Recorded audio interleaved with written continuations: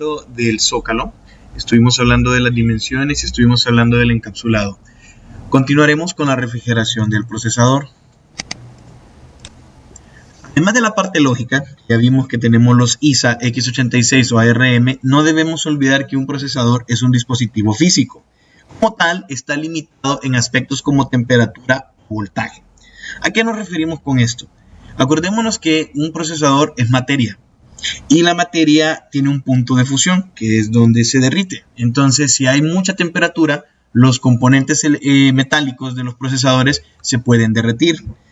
En esencia, la potencia consumida por un procesador es proporcional a la frecuencia de funcionamiento. Es decir, si aumentamos en un 30% la velocidad, también aumentará la potencia en esa misma proporción, ¿ok? Los fabricantes disponen los procesadores con una frecuencia nominal, lo que le dice usted, un procesador puede correr a tantos gigahercios. Esa frecuencia que viene de fábrica, que es la que el fabricante recomienda, generalmente no necesita más que un disipador de aire activo, el que nosotros conocemos, el disipador de aluminio con el fan cooler, para poder disipar el calor que genera el procesador. Pero dependiendo de las condiciones en las que nosotros utilicemos nuestro equipo, el ambiente en que estemos, en casa, en la universidad, en el trabajo, las tareas o la demanda que nosotros tengamos, el tiempo que ha transcurrido, entonces esa temperatura puede variar. Si además nosotros venimos y hacemos un overclock sobre el reloj, es decir, nosotros aumentamos a propósito la frecuencia con la que queremos que nuestro procesador funcione. Y es lo que acontece aquí. Entre mayor frecuencia de funcionamiento, en primer lugar voy a consumir más potencial eléctrico, o sea, voltaje. Y cuando yo tengo más potencia consumida, voy a tener más calor. ¿Ok? Normalmente entonces este ventilador que viene de fábrica no es capaz de disipar esa potencia. La temperatura va a seguir aumentando de manera constante hasta que el dispositivo se queme o se pare. Los fabricantes tienen en cuenta esto. Tienen en cuenta de que los procesadores pueden funcionar un poco más y de que hay ciertos voltajes que pueden aguantar. Entonces utilizan tecnologías como Turbo Core de AMD o Turbo Bus de Intel que le permite al procesador funcionar mucho más rápido cuando la tarea lo demande. Pero también, si no necesitamos tanta carga de procesamiento, entonces se disminuye la velocidad. Eso es por protección. Y entramos entonces al primer método de refrigeración, la refrigeración por software. Si nosotros ejecutamos una serie de instrucciones, ¿ok? Nosotros vamos a consumir potencial eléctrico. Entre más instrucciones, ciclos por segundo, nosotros desarrollemos, más calor vamos a tener. Si yo estoy midiendo la temperatura del procesador y en determinado momento esta temperatura se eleva, bueno, yo podría simple y sencillamente disminuir el número de instrucciones a tratar, disminuir los ciclos para disminuir el potencial eléctrico consumido. Si yo disminuyo la potencia eléctrica, voy a disminuir entonces la temperatura. ¿Es un método efectivo? Sí, pero no tanto. O sea, no tanto porque la temperatura no baja tan rápido como nos gustaría que bajase. Entonces nosotros podemos utilizar el que ya conocemos, que es refrigeración por aire. Utilizamos aire para lograr el enfriamiento y eso lo hacemos mediante una disipación por aire activa, que ocupamos el disipador y el ventilador, o pasiva, que ocupamos un cooler y utiliza un mecanismo de distribución de aire para el enfriamiento. Podemos utilizar también líquido, la refrigeración líquida, también conocida como water cooling, no porque sea agua, ojo, es líquido. Lo que hace es que permite que el procesador caliente agua. Esta agua circula a un radiador y ese radiador enfría el agua. El agua helada vuelve a pasar sobre el procesador y el procesador vuelve a calentar el líquido. Disculpe que dije agua, el líquido, ¿ok?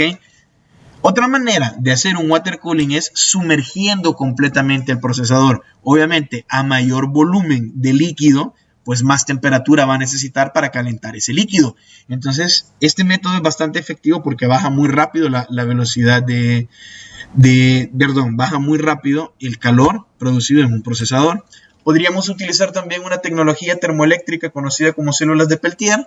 Las células de Peltier se parece bastante a la disipación por aire, con la diferencia de que ustedes pueden ver una pequeña placa de Peltier, que esta placa optimiza la disipación del calor. Son funciones termoeléctricas que lo que hace es que pasa más rápido, conduce más rápido el calor desde el procesador hasta el disipador.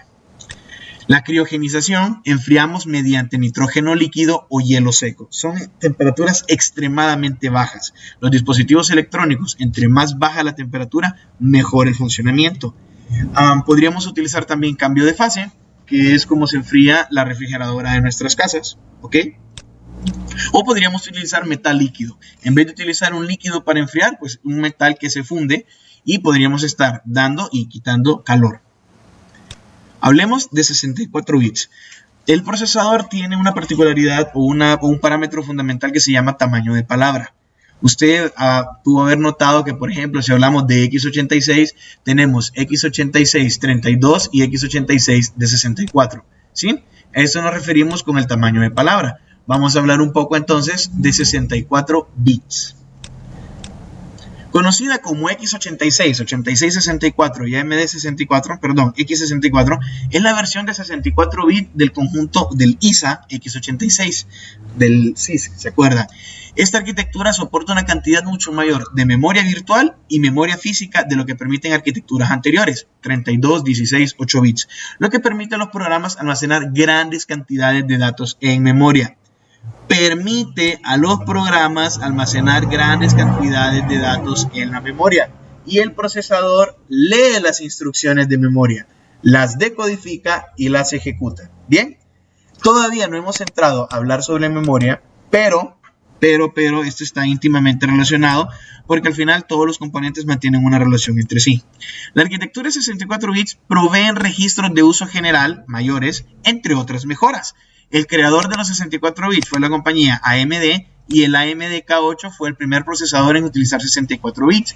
Es interesante que a partir del 2009, de manera indirecta, Apple utilizó los 64 bits como estándar. Es decir, del 2009 para acá, la mayoría, casi el 90% de todo dispositivo Apple, si no es que el 100%, funciona en 64 bits.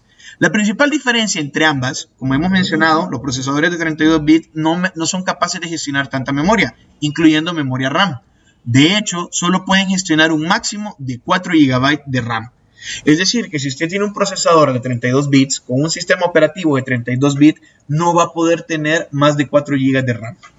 En cambio, procesadores de 64 bits pueden utilizar teóricamente 16 millones de terabytes. Y hago hincapié teóricamente porque no hemos construido un ordenador con semejante capacidad de memoria principal. Mientras que un procesador de 32 bits solo puede asignar 2 GB de memoria a cada aplicación, un procesador de 64 puede asignar hasta 8 terabytes. 64 bits es retrocompatible con 32. Es retrocompatible con 16. Es decir, lo que corre en 16 puede correr en 32. Lo que corre en 32 puede correr en 64.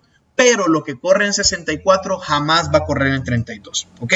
Eso es retrocompatibilidad. Entre mayor tamaño de palabra, soy compatible hacia atrás. Pero los tamaños bajos de palabra no son compatibles hacia adelante.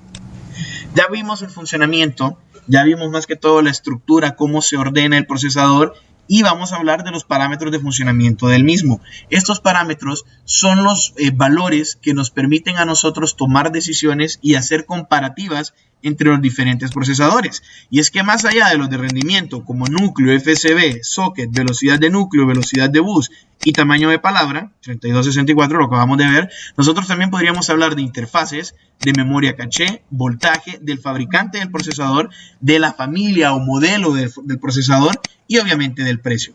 Veamos esta información.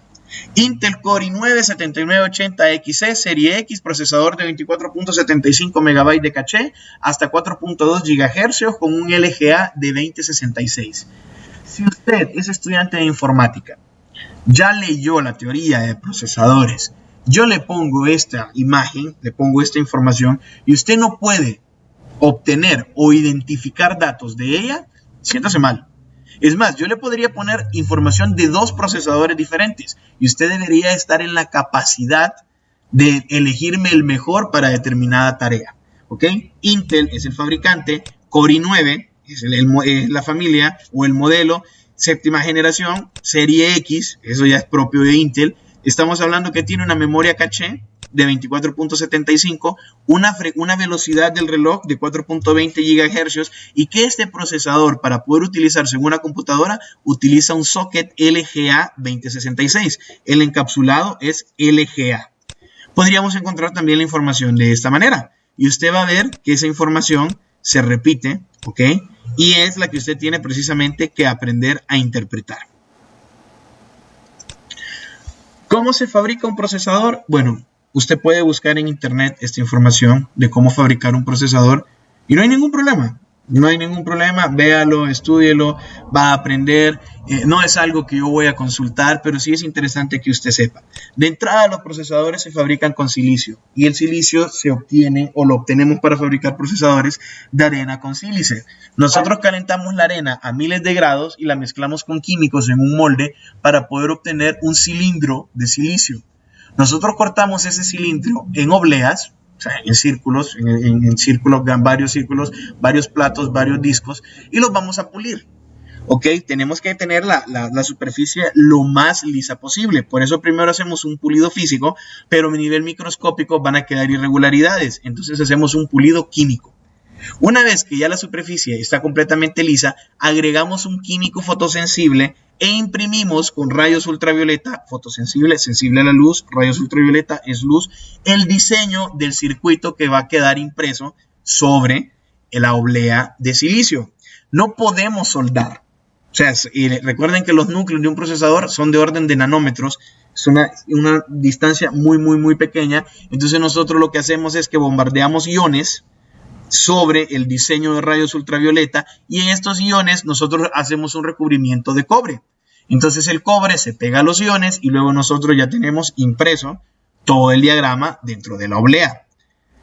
Cortamos los procesadores, los probamos y los encapsulamos.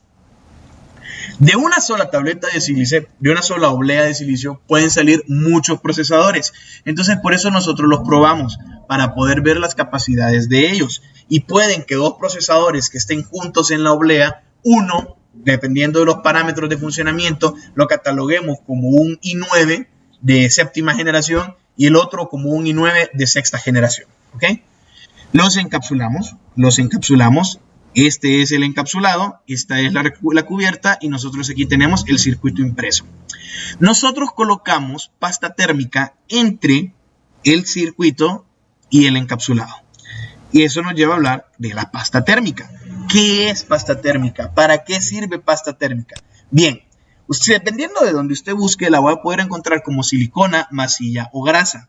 Es un elemento fundamental y lo que hace es que permite una alta conductividad térmica. ¿A qué nos referimos con esto? Vean, usted puede tener el encapsulado. A nivel microscópico, usted puede ver la superficie lisa. Cuando usted conecta o hace contacto entre la superficie del encapsulado y la superficie del método de disipación de calor, ¿ok? Aparentemente están perfectamente en contacto, completamente en contacto, pero a nivel microscópico hay muchas irregularidades. Entonces no hay un contacto uniforme y por esas irregularidades es más torpe o se entorpece la conductividad térmica. Entonces esto nos lleva a que el calor no se disipe de manera eficiente. Nosotros cuando colocamos una pasta térmica aprovechamos las propiedades físicas de la pasta de poder cubrir estas imperfecciones microscópicas y nos aseguramos de que la pasta entonces sirva de puente para conectar perfectamente la superficie del disipador con la del encapsulado.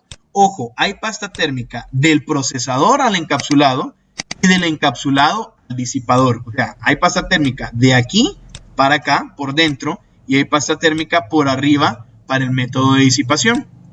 ¿Es necesario cambiarla? Pues obviamente cada vez que usted abre la computadora, sí, cámbiela. Cada vez que usted abre la computadora y toca, el procesador y lo desarma, cámbiela. Porque cuando usted lo despega, ya entran burbujas de aire, ya no funciona igual. Entonces usted lo tiene que limpiar y cambiar. Dependiendo del fabricante, hay una obsolescencia programada. Y muchos autores han sacado una media de cambiar la pasta térmica de 3 a 5 años. Usted tiene su máquina, cada 3 años cámbiale la pasta, cada 4 años cámbiale la pasta. Los fabricantes, esta es una foto de una pasta térmica que se vende, una MX-4, 20 gramos, una jeringa de 20 gramos, la pueden comprar por paquetes de 3 gramos, cada jeringa tiene 1 gramo, en este caso son 5 gramos los que tenemos acá. Pero bien, ¿qué pasa cuando yo vengo y hago un overclock? Cuando yo hago un overclock, yo sé que voy a aumentar la frecuencia de procesamiento del procesador. Entonces voy a generar más temperatura. La pasta térmica que traen los procesadores por fábrica dentro del encapsulado está diseñada para funcionar con los parámetros normales. Hacer un overclock me impide a mí un parámetro normal. O si yo trabajo en condiciones muy extremas, esa pasta térmica puede que no tenga el tiempo de vida suficiente. Entonces incurrimos en una práctica que se llama delete y relete.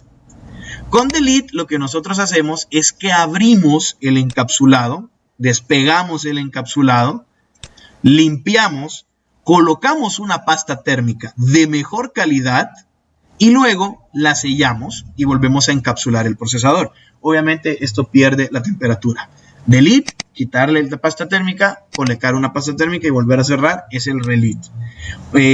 Bien, hay herramientas que sirven para eso y esas herramientas son propias de cada familia o de cada tipo de zócalos de procesadores. En este caso, esta solo va a funcionar con estos procesadores LGA de la marca Intel, no le va a funcionar para un AMD o un Intel que no pertenezca. Esto ya es para volver a encapsular.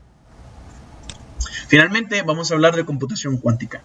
Le presento un procesador cuántico. Vean, hemos estado hablando que nosotros tenemos compuertas lógicas, unos y ceros. Entonces, nosotros podríamos tener en un ciclo del reloj un estado. Este procesador no es de 64 bits. Este procesador solo es de 3 bits. Entonces, en un instante, en un ciclo, yo puedo tener cualquiera de estos 8 estados, pero solo puede ser uno de ellos. En computación cuántica yo no utilizo bits, utilizo qubits. Y los qubits pueden ser en un solo ciclo cualquiera de los 8 estados.